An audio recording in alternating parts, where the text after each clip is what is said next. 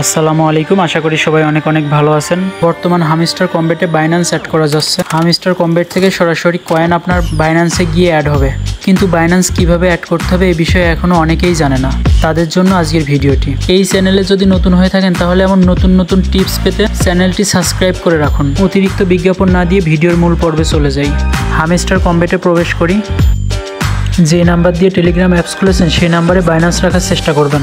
যদি অন্য নাম্বারে বাইন্যান্স করেন তাহলে সেই বাইন্যান্স হামস্টার অ্যাপ্রুভ নাও করতে পারে, এবং বাইন্যান্স অ্যাড করার সময় যদি বারবার ভুল তথ্য হামস্টারে দিয়ে থাকেন তাহলে আপনার বাইন্যান্স আইডি সাসপেন্ড করতে পারে কয়েকদিনের জন্য। তাই সম্পূর্ণ ভিডিওটি দেখে তারপরে করার চেষ্টা করবেন। কোথাও বেঁধে গেলে পুনরায় ভিডিওটি দেখবেন অথবা আমাকে হোয়াটসঅ্যাপে নক করবেন। নিচে থাকা ডান পাশে এয়ারড্রপে ক্লিক করি। বাই ডিফল্ট উইথড্রয়াল অপশনে থাকবে। এখানে তিনটি এক্সচেঞ্জ দেখতে পাচ্ছেন, বাইন্যান্স এক্সচেঞ্জ, OKX এক্সচেঞ্জ এবং Baby8 এক্সচেঞ্জ। তিনটি এক্সচেঞ্জের মধ্যে যে কোনো একটিতে কানেক্ট করলেই হবে। আমি বাইন্যান্স এক্সচেঞ্জে করতে চাই, তাই বাইন্যান্সে ক্লিক করি। Yes, I have it. আপনার যদি বাইন্যান্স অ্যাকাউন্ট ক্রিয়েট করা না থাকে তাহলে নো লেটস ক্রিয়েট ইটে ক্লিক করবেন। এখানে নিচে দুটি অপশন দেখতে পাচ্ছেন, ডিপোজিট অ্যাড্রেস এবং মেমো। ডিপোজিট অ্যাড্রেস এবং মেমো কোথায় পাবেন সে সম্পর্কে বলছি। তার আগে উপরে যে তিনটি লাইন দেওয়া আছে, লাইন তিনটি সম্পর্কে একটু বলি। প্রথম লাইনটা হচ্ছে 13 তারিখ থেকে স্টার্ট হয়েছে, 13 তারিখ থেকে এটির কার্যক্রম শুরু হয়েছে, 13 তারিখ থেকে অ্যাড করা যাবে, তাই দেরি না করে এখনই অ্যাপ্লাই করা শুরু করুন। 2 নাম্বারটা হচ্ছে 21 তারিখ পর্যন্ত লাস্ট ডেট, 21 তারিখের পরে আর এটা অ্যাড করা যাবে না। অতএব 13 তারিখ থেকে 21 তারিখের মধ্যে আপনাকে অ্যাড করতে হবে, এবং 24 তারিখে এটা কনফার্মেশন হয়ে যাবে। আপনারা জানেন 24 তারিখে এটা লিস্টেড হবে। আচ্ছা, এখন ডিপোজিট অ্যাড্রেস এবং মেমো এই দুইটা আমরা কোথায় পাবো?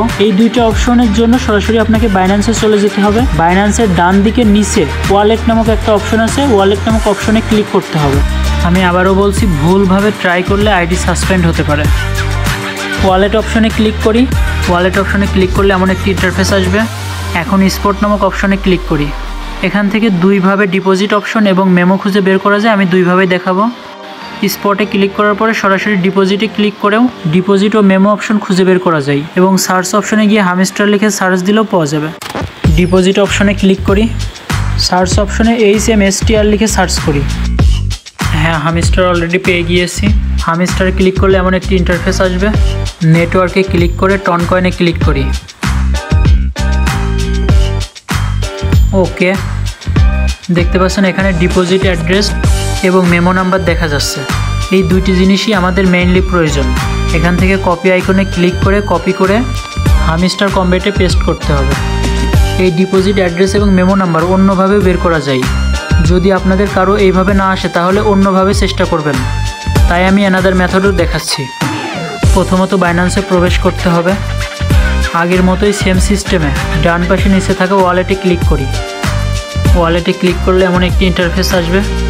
স্পটে ক্লিক করি। এবার ডিপোজিটে ক্লিক না করে নিচে থাকা সার্চ অপশনে ক্লিক করব। সার্চ অপশনে হামস্টার বা HMSTR লিখে সার্চ করলে হামস্টারটি চলে আসবে। হামস্টারে ক্লিক করি। ডিপোজিট ক্রিপ্টো টন কয়েনে ক্লিক করি। ওকে, দেখতে পাচ্ছেন আমার আগের ডিপোজিট অ্যাড্রেস এবং মেমো নাম্বার সেমই আছে। আশা করি বুঝতে পেরেছেন। এখান থেকে কপি আইকনে ক্লিক করে কপি করে হামস্টার কম্বেটে পেস্ট করে সাবমিট করলেই হবে। প্রথমে ডিপোজিট অ্যাড্রেসটি কপি করে হামস্টারে প্রবেশ করি। হামস্টারে পেস্ট করি। আবার বাইন্যান্সে গিয়ে মেমো অ্যাড্রেসটি কপি করে নিয়ে আসি। Copy, then Hamster Kombat, paste. Save and choice দিলে বাইন্যান্সে একটি রিকোয়েস্ট চলে যাবে। সেভ অ্যান্ড চয়েস দেওয়ার সাথে সাথে এটি অ্যাড হবে না। সেভ অ্যান্ড চয়েস দিই। Well done, thanks. দেখতে পাচ্ছেন রিকোয়েস্ট ওয়াজ সেন্ট। হয়তো কিছুটা সময় লাগতে পারে। সাকসেসফুল হলে এখানে সাকসেসফুল দেখাবে। আপাতত এখন আর কোনো কিছু করতে হবে না, কার্যক্রম শেষ। অ্যাড হলে অটোমেটিকলি এখানে দেখাবে। এখন অনেকেরই প্রশ্ন থাকতে পারে, বাইন্যান্স অ্যাড করার পরে নিচে অন্য যে দুটি এক্সচেঞ্জার আছে এ দুটিও কি অ্যাড করতে হবে, এবং যদি করতে হয় তার প্রসেস কি? দেখুন, আপনি যদি বাইন্যান্স অ্যাড করে থাকেন তাহলে অন্য দুটি অ্যাড করার প্রয়োজন নেই। বাইন্যান্স অ্যাড না করলে অন্য যে কোনো একটি করলেই হবে। মোট কথা তিনটির মধ্যে যে কোনো একটি করতে হবে। দেখতে পাচ্ছেন আমি একটি করেছি, বাকিগুলোতে ক্লিক করছি, আমার ক্লিক নিচ্ছে না। অতএব যে কোনো একটিতে অ্যাড করলেই হবে। আশা করি ভিডিওটি বুঝতে পেরেছেন। তারপরে যদি কারো কোনো সমস্যা হয় অবশ্যই কমেন্ট করে জানাবেন। সম্পূর্ণ ভিডিওটি দেখার জন্য ধন্যবাদ।